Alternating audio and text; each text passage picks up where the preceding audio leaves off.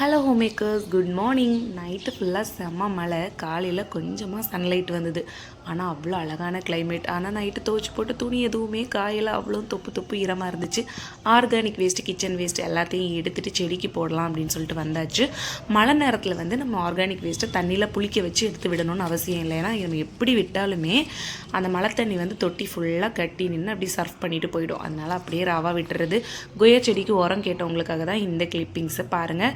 நான் லைவாகவே காமிச்சிட்டேன். எல்லா கிச்சன் வேஸ்ட்டுமே எக்ஸஸாக வரக்கூடியது. நான் இந்த காய்க்கிற செடிகளுக்கு தான் அதிகமாக ஊற்றுவேன். ஏன் அப்படின்னா அதுகளுக்கு தான் நிறைய சத்து தேவைப்படும். முக்கியமாக இந்த லெமன், ஆரஞ்சு, சப்போட்டா, கோவக்காய், பச்சை மிளகா இந்த மாதிரிப்பட்ட செடிகளுக்கு தான் நான் வந்து இந்த வேஸ்ட்டெல்லாம் போடுவேன்.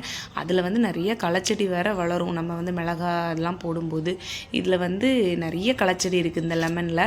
இதை வந்து எடுத்து விடக்கூட டைம் இல்லாமல் சுற்றிட்டுருக்கேன். பட் செடி நல்லா ஹெல்த்தியாக காய்க்கும். ட்ரை பண்ணி பாருங்கள்.